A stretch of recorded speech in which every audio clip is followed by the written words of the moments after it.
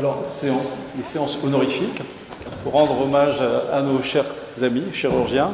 Absolument, donc l'Académie remet chaque année le prix à des chirurgiens seniors. Donc pour cette année, la médaille d'honneur 2022 est décernée au docteur Ronald Virable. Ah oui.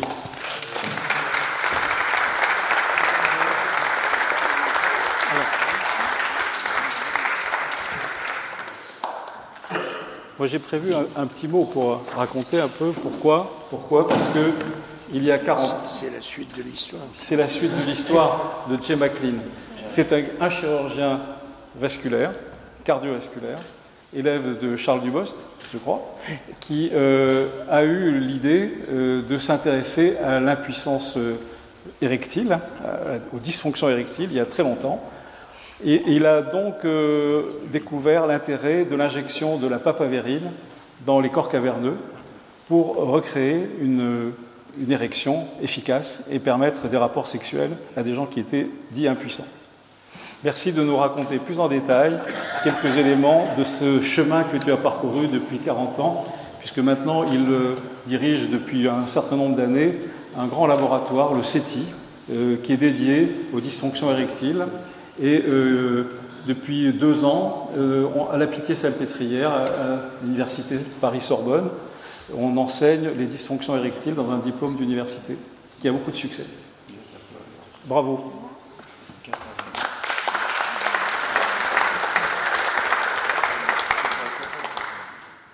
Je vais être très bref, parce que l'histoire est longue. 40 ans. Alors, je ne vais pas revenir sur le problème de la sérendipité, puisque on voit l'histoire de McLean. L'année dernière, Masquelet a bien décrit tout ce que ça représente. La membrane périostée. À propos de sa membrane. Bon, c'est un hasard, mais c'est un hasard, comme disait Pasteur, complètement orienté. En fait, mon intérêt pour la dysfonction érectile a commencé quand j'étais chez Charles Dubost, parce que nous, les petits, les internes et les chefs de clinique, on accédait très difficilement au cœur ouvert et on nous faisait opérer les prothèses orthobifémorales. On sait que Charles Dubost a été l'initiateur et le créateur mondial. Et les patients se plaignaient. Beaucoup, enfin les miens en tout cas, ceux que j'opérais me disaient « Docteur, vous faites très bien, mais la jambe du milieu, celle que les Vénitiens appellent la jambe la plus courte, vous faites quelque chose pour... » Et voilà, alors j'ai commencé à m'y intéresser, le détail est très long, j'ai d'abord fait une prothèse trifurquée qui allait jusqu'à l'artère hypogastrique. Ça intéressait peu les vasculaires, mais j'ai continué et jusqu'au jour où, ayant lu un article d'un Tchèque qui s'appelait Michal, chirurgien vasculaire et microchirurgien, qui avait eu l'idée de mimer, les plus anciens se rappelleront peut-être de l'opération de Weinberg, qui consistait à mettre l'artère dorsale, une artère superficielle mammaire directement dans le myocarde. Michel avait eu l'idée de la mettre directement dans les corps caverneux. Alors j'ai commencé à faire cette opération, elle marchait plus ou moins bien, de temps en temps on avait un priapisme, de temps en temps il n'y avait plus rien, et puis un beau jour, après 2 heures d'intervention, l'artère épigastrique qui elle allait dans le corps caverneux, finalement elle était comme un spaghetti, et comme tout bon chirurgien vasculaire, j'ai injecté de la papaverine. Et au diable, ce patient qui était totalement impuissant s'est mis à bander pendant 2 heures. Voilà toute l'histoire. L'histoire, c'est que la sérendipité, c'était qu'il fallait vérifier. Donc j'ai vérifié sur moi-même, comme beaucoup d'autres l'ont fait, avant moi, dans d'autres domaines, et c'est de là que tout est parti. Mais il a fallu tout inventer. Et donc j'ai pas été tout seul, un nombre de personnes importantes m'ont rejointe et on a créé un premier centre qui existe depuis 40 ans. Et Albert Claude, je te remercie parce que j'avais eu la reconnaissance américaine, j'avais eu la reconnaissance européenne mais il me manquait la française. Et c'était la plus importante pour moi. Je suis le petit-fils d'un ouvrier typographe de Budapest, assassiné à Auschwitz. Mon père est venu en émigré en France jouer au football. Il a porté le célèbre maillot de l'équipe de France qu'on va voir ce soir. Et la France m'a tout donné. J'ai pu faire ces études. Je crois que je suis un représentant de la méritocratie française. Rappeler aux plus jeunes qu'on a beaucoup de chance dans notre pays parce qu'on fait des études gratuites ou quasiment gratuites. Et ça, c'est irremplaçable. Et il faut savoir le rendre au pays. Mais plutôt que de ça, je voulais simplement dire quelques mots de l'Académie, de notre maison. J'y ai publié, je crois, toutes mes premières. Il y en a, je ne vais pas les énumérer. L'Académie m'a accueilli. Je vois Henri Judet ici. Je vois Jacques Beaulieu, je vois d'autres qui ne sont pas là aujourd'hui. Henri Bismuth, dont j'ai été le secrétaire annuel avec Snejina Fresh. Tout le monde a soutenu mon effort pour que les troubles de l'érection soient reconnus comme une vraie maladie. Voilà. Et on y est aujourd'hui parce que je crois qu'on est reconnu et grâce à l'Académie, ça retentira à travers ce prix encore mieux.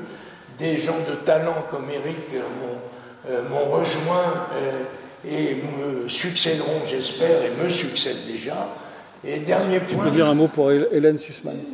J'allais le faire, je te remercie. J'allais le faire parce qu'elle se cache. Je voulais rendre hommage, bien sûr, à deux femmes. Parce qu'il ne faut jamais oublier que tout ce que nous faisons pour l'érection, la plupart de nos patients le font pour leurs femmes. Donc, le souvenir de la mère de mes enfants... Pas seulement. Pas seulement, bien sûr. Je suis un peu coquin, là, en te disant ça. Le séfarade qui est là à droite a le sens de l'humour. Donc, la mère de mes enfants, bien sûr, qui est malheureusement disparue aujourd'hui, et surtout, donc, le docteur Hélène Sussman, qui, qu'on pourrait peut-être applaudir, parce que depuis 35 ans,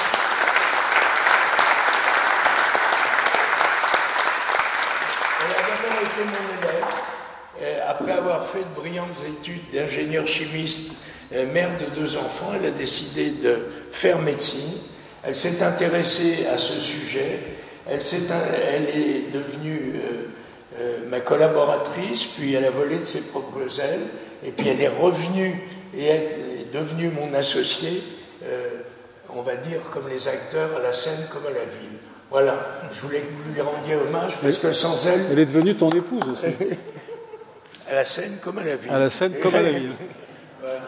Et c'est surtout le fait que sans elle, mais sans aussi beaucoup d'autres, il serait long de citer ici, ce sujet dont nous sommes, je crois, avoir quelque fierté à dire, les leaders mondiaux, eh bien, n'existerait pas. Merci. Bravo. Merci à tous.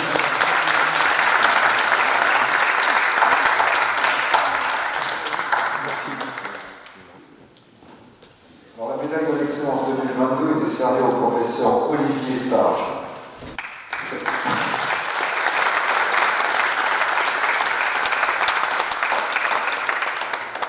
Merci. C'est l'excellence chirurgicale, l'excellence pédagogique, l'excellence universitaire et académique que nous saluons en la personne d'Olivier Farge, qui est un grand chirurgien de l'hôpital Cochin, à la PHP, à Paris, et qui est toujours là, qui est très très présent auprès de ses étudiants, auprès de l'ensemble des structures hospitalières, universitaires, aussi bien régionales que nationales. Et donc, le travail, son rapport sur la formation initiale des jeunes chirurgiens est vraiment un acquis fondamental. Et l'Académie nationale de chirurgie est très très fière de t'avoir parmi ses membres. Si tu veux en dire quelques mots, nous serons très honorés. Je vais en profiter parce que ça n'arrive pas tous les jours. Donc, Monsieur le Président, Monsieur le Secrétaire, Mesdames et Messieurs les techniciens, c'est un très grand honneur de recevoir cette médaille d'excellence Et je relève là le côté un peu facétieux de l'Académie nationale de chirurgie, parce que s'il y a un domaine dans lequel j'ai excellé, c'est le retard avec lequel j'ai produit mon rapport, un retard considérable. Alors j'imagine que l'Académie avait misé sur la branche suisse de mes ascendants, symbole de la ponctualité. En réalité, c'est toujours très intéressant, notamment en chirurgie, le décalage qu'il y a entre la représentation et la réalité. En réalité, ce qui a gagné, ce qui a prévalu, c'est l'autre branche qui trouve ses racines dans le terroir rural et souvent austère, situé aux confins de l'Aubrac et de la Lozère, où le temps climatique est tellement souvent une contrainte qu'il est légitime que parfois ceux qui subissent cette loi de la nature fassent le choix de choisir le temps.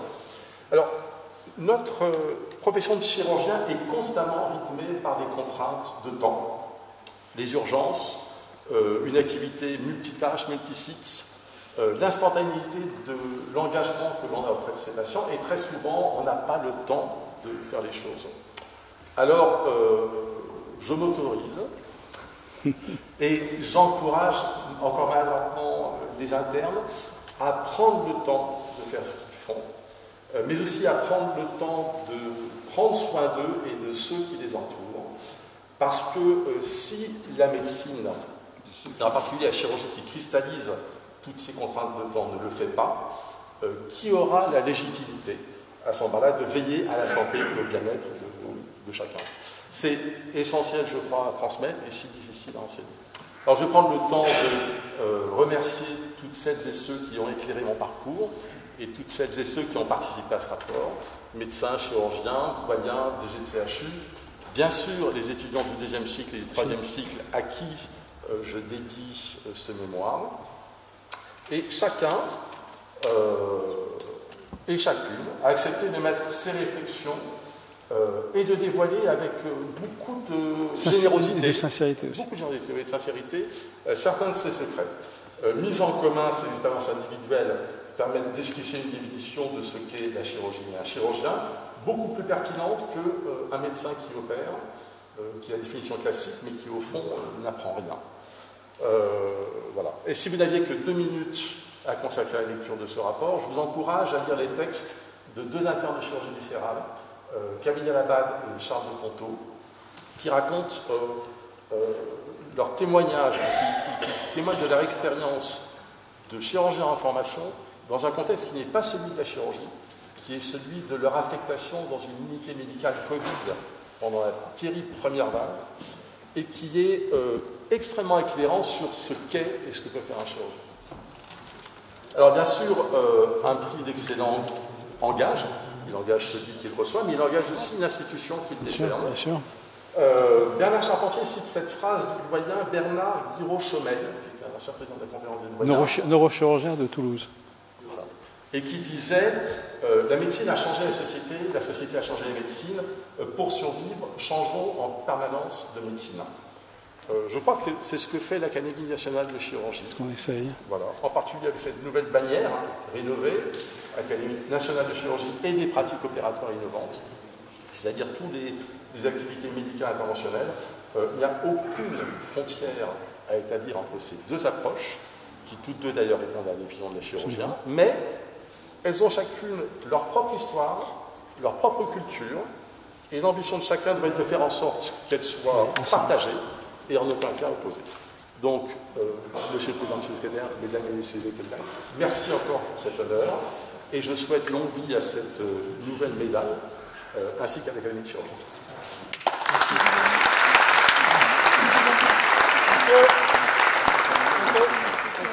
Photo. Monsieur Benamou. Oui, on se fait le document, la photo. Je suis très fier. Merci. Merci beaucoup.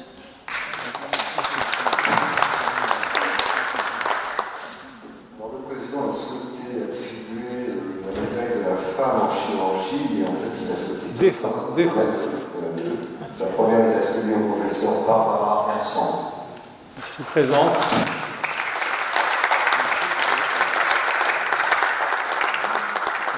Barbara remplaçant et professeur de chirurgie plastique et reconstructrice au CHU de Henri Mondor de Créteil, dans l'équipe de son mari, Jean-Paul Ménago. Je ne sais pas s'il est là, mais oui, il est là, Jean-Paul, qui est membre également de notre académie. Alors, elle illustre parfaitement le rôle de la femme, non seulement parce qu'elle est une très jolie femme, mais je crois qu'elle attend un heureux événement, comme vous le pouvez le voir. Donc, elle est en même temps dans son service, elle opère beaucoup, tous les jours, elle enseigne beaucoup, et elle est présente sur les réseaux sociaux, elle fait un travail de communication extraordinaire. Et pour moi, elle fait partie du développement de ce qu'on doit considérer être une nouvelle catégorie de la santé humaine, c'est ce qu'on peut appeler la santé esthétique. Le besoin d'avoir une image de soi, de son corps, qui corresponde à un idéal ou à une volonté d'amélioration fonctionnelle pour la réparation des outrages des années ou bien d'autres facteurs, des accidents, par exemple, ou des malformations congénitales. Merci beaucoup, Barbara, pour le travail formidable qu'elle fait tous les jours. Tu veux dire un mot? Oui. Merci. J'entends. Alors, je ne vais pas raconter ma vie, non, ne vous inquiétez pas. Et simplement, ce prix qui a été décidé par Albert Claude et le comité avait besoin d'être sponsorisé. Et donc, on a obtenu, et c'est ma casquette de président du comité financier qui parle, a été obtenue grâce au mécénat de la maison Christian Dior, qui a trouvé que les métiers de la main, le plus beau métier de la main, c'est chirurgie. Donc, je parle au nom de son président, M. Pietro Beccari, qui m'a demandé de le représenter ici, et puis qui a prévu de vous, en plus du montant du prix, de vous remettre ce petit cadeau. Voilà. Barbara va nous dire quelques mots. Merci. Écoutez, merci beaucoup pour cet honneur. Je tiens à remercier d'abord en premier le docteur Ronald Virag, qui m'a repéré il y a 8 ans sur un congrès de chirurgie régénérative du pénis. Et après une lecture, il est venu me voir et j'étais vraiment très étonnée qu'un grand monsieur se mette à ma portée. Et ça montre sa capacité d'adaptation, d'intelligence. Et depuis cette rencontre, il y a 8 ans, nous avons énormément collaboré professionnellement. Puis nous sommes devenus des amis, et puis notamment aussi avec sa partenaire, toujours le docteur Sussman. Je voudrais également remercier le professeur Albert Claude Benamou, qui partage une qualité avec, plusieurs qualités bien sûr avec le docteur Virag, qui est l'ouverture, et puis cette appétence pour la transversalité chirurgicale, puisque nous aussi nous sommes rencontrés, je crois, il y a 2 ou 3 ans, Absolument. Sur un congrès qui était bien loin de la chirurgie vasculaire, qui est ta spécialité quand même de base. Tout à fait. Et tu t'intéresses à toutes les disciplines chirurgicales, et on s'est rencontrés à l'occasion, je crois que c'était un congrès de chirurgie plastique. Et depuis, il y a eu énormément de collaborations, et on travaille énormément, tu me fais beaucoup travailler d'ailleurs. Et puis nous sommes devenus également de grands amis. On a la chance maintenant d'aller dans différents congrès internationaux ensemble, et c'est une grande plaisir. chance. Merci. C'est une grande chance. Et puis bien sûr, je tiens à remercier en dernier le professeur Méningo, qui est mon mentor, et qui a été très difficile et très exigeant avec moi, surtout à mes débuts. Et un jour, je n'aurais pas imaginé que cet été, nous serions mariés. Donc si on m'avait dit ça il y avait une dizaine d'années, je ne l'aurais pas cru. Et voilà, donc c'est devenu aujourd'hui, mon mentor est devenu mon mari. Et puis on décerne un prix à 2 femmes aujourd'hui. Voilà, c'est une petite fille alors qui arrive. Voilà, c'est une petite fille qui arrive, c'est un grand plaisir. Et puis merci pour cette...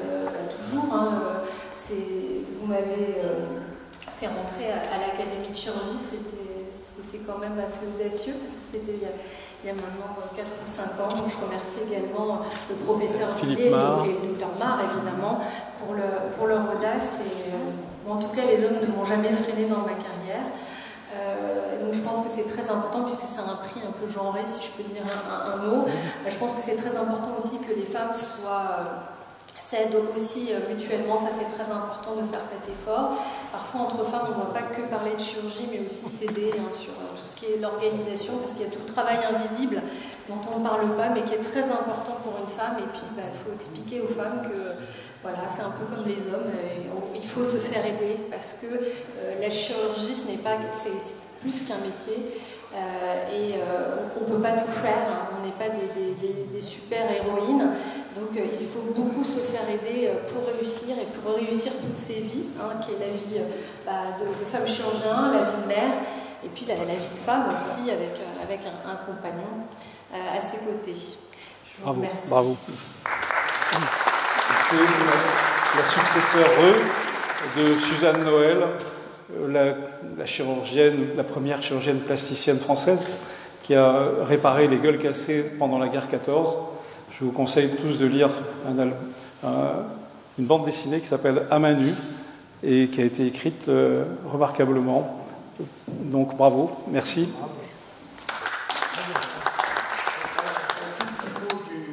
Du comité financier, vous avez tous des amis bien placés, haut placés, sollicitez-les pour qu'ils fassent un don de mécénat à l'Académie, on en a besoin. Merci. Merci beaucoup. Le diplôme. Merci. On ne s'est pas fait la bise, hein. Je pourrais quand même donner une femme, on l'embrasse. Bravo. C'est vrai qu'un homme, ça s'empêche. Alors l'autre médaille de la femme en chirurgie 2022 est attribuée au docteur Astrid Herrero. Il n'est pas là, malheureusement. Qui n'est pas là, mais qui est au CPH en chirurgie viscérale à Montpellier. Et qui, Je peux dire quelque chose? Oui. En fait, c'est une collègue qui est vraiment une leader nationale pour le développement de l'enseignement chirurgical par la simulation. Elle prend par exemple tous les internes de la faculté de médecine de Montpellier. Elle les convie à un stage commun de 2 jours avec les internes de chirurgie, donc entre juniors et un peu seniors, pour les sensibiliser à la chirurgie. Et donc, elle fait un travail d'acculturation de l'ensemble de la fac de médecine pour dire le métier de chirurgien, c'est génial, allez-y. Et donc, c'est entre les jeunes qu'elle porte, mais avec des ateliers de simulation très perfectionnés. Et donc, c'est vraiment une spécialiste de la pédagogie et de la transmission. C'est pour ça que c'est une qualité fondamentale. Et le futur de la chirurgie, on n'a plus d'animaux pour expérimenter, c'est vraiment les simulateurs, et c'est vraiment quelque chose d'essentiel. D'ailleurs, il est bien décrit dans le rapport de Olivier Farge qu'en fonction des facultés, lorsque les étudiants en médecine sont initiés à la chirurgie, les vocations sont différentes en fonction des facultés. Et c'est également important qu'elle développe à ce carrière à la faculté de Montpellier où les expériences conduisent à voir ce que c'est. C'est très tôt, il commence très tôt. Je précise d'ailleurs que le rapport de Olivier Farge, vous pouvez l'avoir librement sur le site de l'Académie. Et je vous recommande de lire les témoignages d'études internes dont il a parlé, qui sont vraiment des témoignages très encourageants en fait. Alors, la médaille du jeune chirurgien 2022 est attribuée au docteur Gabriel Seymour. Gabriel. Qui ne connaît pas Gabriel Seymour? C'est un garçon, un collègue, un ami, un jeune chirurgien très remarquable, à plein de niveaux. D'une part par ses activités chirurgicales. Tu es, je crois, actuellement chef de clinique en chirurgie cardiovasculaire. Il fait sa carrière tout à fait normalement. Il publie. Il poursuit en même temps des études de droit, je crois. Et donc ça, c'est une qualité un peu supplémentaire. Et il travaille au développement d'une très très grosse association de jeunes chirurgiens, le Conseil national des jeunes chirurgiens, qui est devenu un partenaire à part entière de l'Académie nationale de chirurgie. Et c'est véritablement une chance pour nous parce que ça couvre l'ensemble des 13 disciplines de la chirurgie que l'Académie rassemble. Et donc, il est maintenant devenu président des jeunes chirurgiens cardiothoraciques et vasculaires et cardiovasculaires. Il fait un travail sur l'intelligence artificielle en chirurgie. Et puis, plein d'autres choses. Il nous a aidés au RICF à monter une séance absolument extraordinaire dont je vous ai montré quelques images avec une vingtaine de collègues de toutes les disciplines de la chirurgie, chefs de clinique, pour parler de leur intérêt, de voir comment une école de simulation, la robotique chirurgicale, devrait véritablement se développer dans l'ensemble des territoires, dans l'ensemble des hôpitaux français, et que ça devienne un processus complètement maîtrisé, organisé, avec une participation très active des jeunes eux-mêmes à leur propre enseignement. C'est l'enseignement inversé, la pédagogie qui part d'en bas et qui retrouve les maîtres ensuite. Donc c'est ça une des qualités que je veux absolument souligner dans les travaux que mène notre ami Gabriel. Il a par ailleurs participé avec nous, avec Philippe Mar, à une séance on va continuer avec les jeunes chirurgiens pour motiver les lycéens et les collégiens pour qu'ils s'intéressent à se projeter dans un métier ultérieur de chirurgien ou de professionnel de santé. Il a fait un tabac avec les jeunes lycéens, c'est pas surprenant. Il a un talent extraordinaire, il arrive à les motiver, à les inclure, et ça, c'est véritablement, c'est un moment qu'on a partagé avec Philippe Mar et Gabriel Saïdoun. Tout le lycée était, je ne sais plus combien, il y avait combien d'élèves dans une bonne cinquantaine. Hein. Voilà, tu vas nous dire un peu comment tu vois ton intégration dans ce projet formidable pour faire que les jeunes chirurgiens se disent que l'Académie nationale de chirurgie, ça vaut le coup. Merci, Monsieur le Président, Monsieur le Secrétaire général, mes chers collègues. C'est un honneur. C'est un honneur de faire partie de cette famille chirurgicale dans notre maison mère, l'Académie de chirurgie. Je tiens à vous remercier, mais chacun et chacune d'entre vous, de nous avoir accueillis, d'avoir hébergé le Conseil national des jeunes chirurgiens. Je tiens à remercier surtout l'équipe du Conseil national des jeunes chirurgiens, puisque le Conseil national, c'est la fédération qui regroupe les 13 spécialités chirurgicales. Les 13 spécialités chirurgicales, avec un référent par spécialité, qui font un travail extraordinaire tous les jours. Cette médaille, ce prix, c'est surtout à chacune et chacun d'entre eux. C'est eux qui font le travail. Bravo aux internes, bravo aux chefs de clinique, aux MPU-PH et aux jeunes PH qui ont fait ce travail extraordinaire pour en arriver là, pour le Conseil national des jeunes chirurgiens et surtout pour donner cette envie, cette vie, cette autre vie à l'Académie de chirurgie à travers les jeunes chirurgiens. Moi, quand je pense aux jeunes chirurgiens, à ces jeunes qui se réveillent tous les matins pour être là au bloc opératoire à temps, pour être là au staff, qui ont des moments de doute, des moments de difficulté, mais vraiment des moments de difficulté, on se pose des questions des fois, est-ce que c'est la spécialité qu'il fallait choisir ? Est-ce qu'il fallait choisir autre chose? Mais on continue. On continue parce qu'il y a un parcours de formation, il y a des gens autour de nous, il y a des mentors qui nous donnent cette envie. C'est vous tous, qui nous permettent de continuer ce chemin, ce parcours. Il y a des gens qui viennent de tous les horizons. Il y a des jeunes chirurgiens qui ont un combat de tous les jours pour pouvoir continuer leur formation. Des fois, c'est difficile dans certains services, avec certains collègues, mais on y croit. Il y a des jeunes chirurgiens qui viennent de tous les horizons, mais qui font autre chose en parallèle, qui sont des responsables associatifs. On les valorise en même temps. Et on y croit.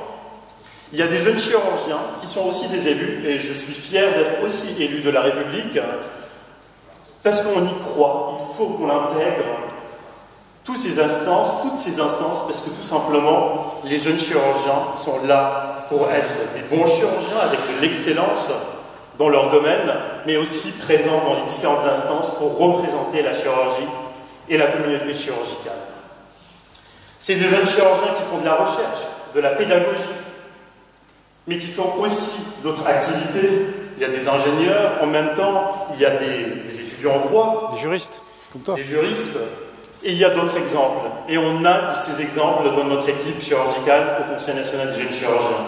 Le Conseil national des jeunes chirurgiens, c'est aussi toutes les associations chirurgicales que je félicite pour leur travail qu'ils mènent tous les jours. Et parce que la jeunesse, c'est un état d'esprit, moi je vais appeler professeur Hersan et Thomas Josse qui doivent m'accompagner. Parce que tout simplement, monsieur le Président, oui, pardon. Professeur Albert-Claude Benamou, un peu d'organisation. La jeunesse est un état d'esprit et nous voulons vous remercier par un prix. Donc, le prix du CNJC, du Conseil national des jeunes chirurgiens. Je vais laisser le professeur Vincent prendre. Le prix 2022 de la jeunesse et de l'excellence. Merci. Merci pour tout ce que vous faites. Merci à toute l'Académie chirurgie et bravo. Une bouteille de champagne. On va vous donner aussi des fleurs. Oui. Je vais les donner à ma femme. Oui. Merci beaucoup. Et moi, je voudrais terminer ces propos par une phrase clé qui nous tient à cœur tous les jours. Seul, on va plus vite, mais ensemble. Tous ensemble, on va plus loin. Merci. Bravo. Et merci. Merci. Merci.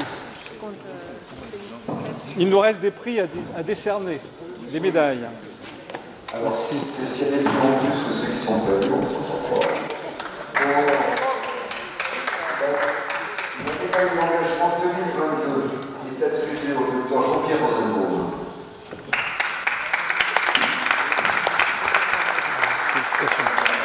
Félicitations. La médaille. Le micro. Oui. Jean-Pierre Rosenbaum fait partie de notre compagnie. Il a été élu récemment membre du conseil d'administration. Il a été pendant cette année secrétaire de séance avec Georges Abilaoud, qui est ici présent également.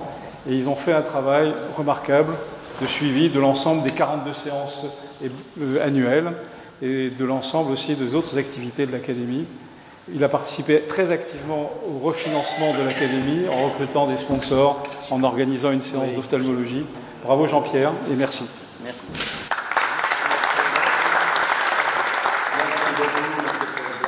Alors, je vais être très rapide parce que je dois présenter le rapport. Je voudrais simplement vous dire que combien j'ai été honoré d'avoir été élu à l'Académie, parce que quand on commence médecine, être élu à l'Académie, c'est un grade, c'est un immense honneur et c'est en même temps un devoir. Et donc ce devoir que sur lequel j'essaye d'agir, notamment pour le rayonnement et pour essayer de faire rayonner l'Académie, ou de continuer à la faire rayonner davantage dans le monde, en France. Et voilà, donc c'est tout l'effort que je consacre. Et merci beaucoup à la bienveillance des présidents. Philippe Marc, qui était là lors de mon élection, et puis Albert-Claude Benamou, et je vous remercie de votre bienveillance. Voilà, je le serai. Et je vous remercie.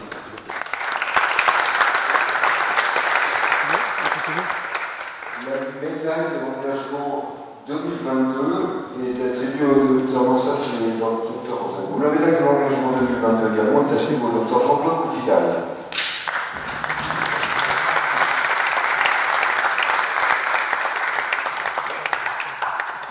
Jean-Claude Coufidal, c'est un collègue, chirurgien cardiovasculaire et thoracique, avec lequel nous avons partagé quelques années d'études ensemble à la Pitié-Salpêtrière dans le service de Jean Nathalie. Et donc c'est un plaisir de l'avoir retrouvé au sein de l'Académie nationale de chirurgie, en particulier très orienté, branché, connecté. C'est un collègue connecté. L'Académie nationale de chirurgie est devenue digitale, mais alors Jean-Claude, c'est le super digital, il est incroyable, il est présent dans tous les domaines de l'innovation, la robotique, l'intelligence artificielle. Et donc, il a développé un réseau extraordinaire de connaissances, de contacts avec des sociétés industrielles, etc., des start-up, de collègues brillants. Et progressivement, on fait entrer un certain nombre de ces acteurs de ce milieu-là comme membre libre de notre académie pour redonner encore un souffle numérique, digital, au fonctionnement de nos disciplines. Merci à toi. Oui, moi je vous remercie beaucoup. On fait un travail d'équipe formidable. J'ai juste 2 mots à dire. La première, c'est que j'ai été un chirurgien heureux. Et si j'ai été un chirurgien heureux, c'est grâce à une personne qui est dans cette salle. Une personne qui m'a libéré sur la chirurgie lourde. On faisait dans le service la chirurgie cardiaque, des transplantations. Et je suis parti rapidement pour fonder un service, mais j'ai été très à l'aise parce que il est là. C'est quelqu'un qui est tellement discret. Il faut dire son nom. C'est Bernard Andréassian. Merci, bravo.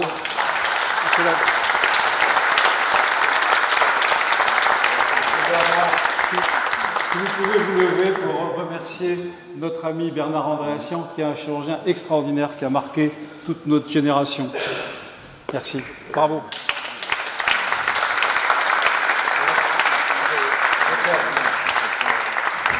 On va se lever. Faire une photo de... Merci. Je ne connais pas...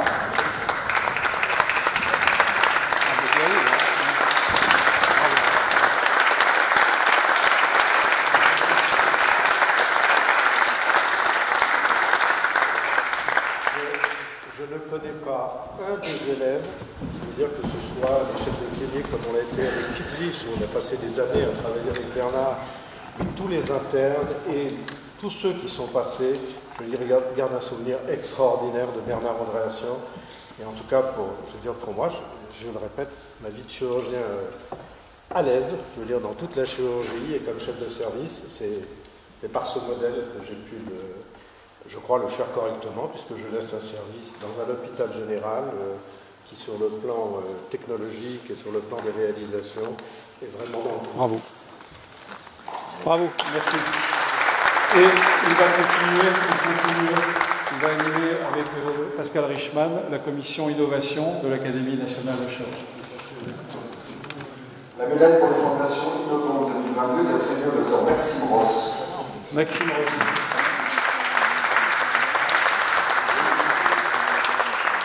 Vous voyez, c'est des jeunes chirurgiens. C'est très important de les intégrer, de les honorer au sein de l'Académie nationale de chirurgie.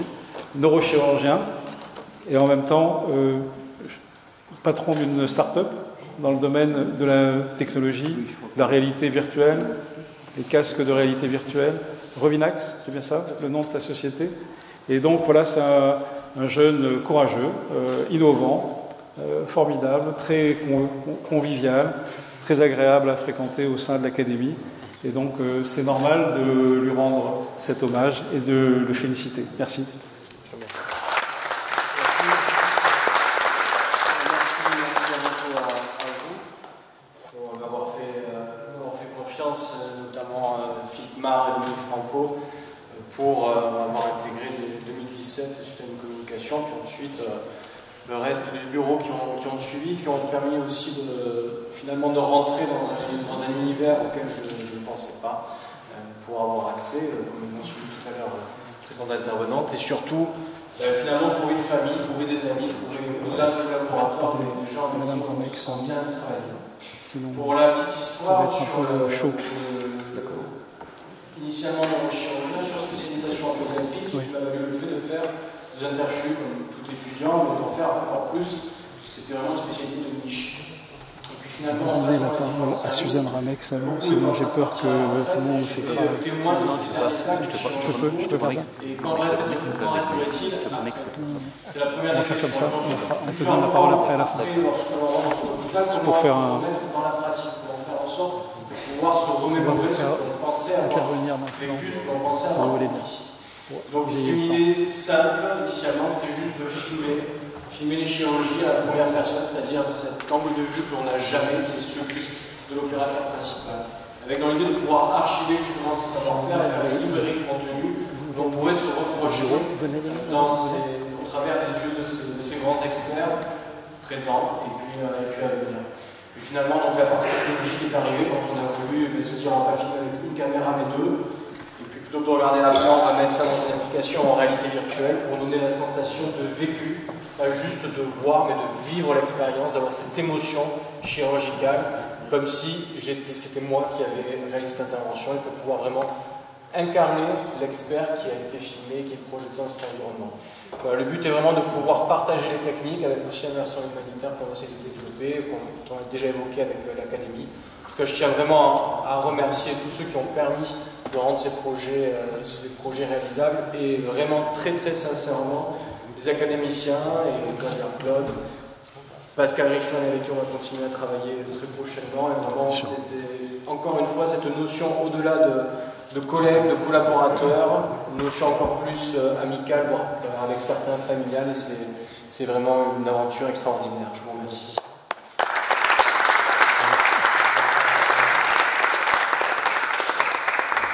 Merci à toi. On termine sur le dernier prix. Oui, la médaille pour les la dernière médaille, service rendu. Alors j'y tiens beaucoup. J'y tiens beaucoup.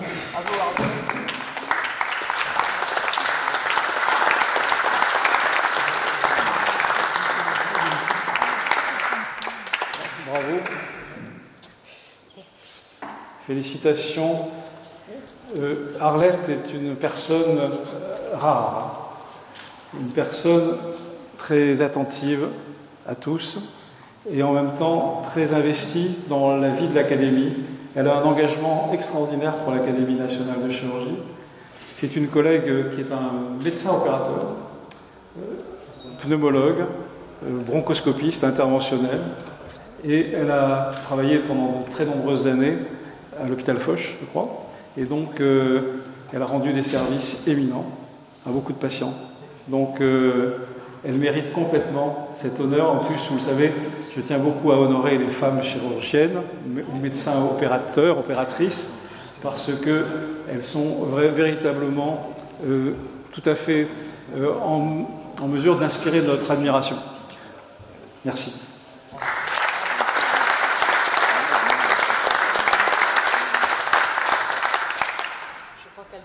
Exagère un tout petit peu. Je le pense sincèrement. Remercier l'Académie qui m'a accueilli, et quand on est accueilli dans une aussi prestigieuse société, on ne peut qu'essayer d'y participer le plus possible. Je dois dire que je dois des remerciements aussi à 40 ans en chirurgie thoracique. Alain Chapelier dit que j'ai usé 4 chefs de service. Le dernier est encore en très très bon état. Mais il m'a permis de continuer ce que j'ai pu développer dans le service, c'est-à-dire l'endoscopie interventionnelle. Nous avons été les premiers au monde à utiliser un laser pour désobstruer des trachées et des bronches, ce qui nous a permis de développer beaucoup de choses. Et j'ai eu aussi quelques étudiants, quelques Français, quelques militaires, des Maghrébins, des Américains. J'ai été faire des cours à Los Angeles et je dois beaucoup à Foch. Et maintenant, après ce métier que j'ai adoré, eh bien, je suis très heureuse d'être parmi vous. Merci.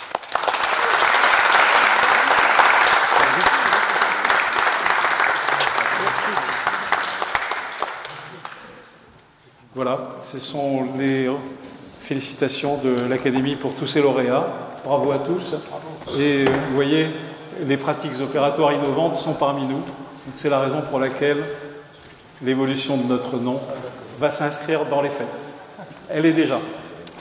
À vous tous.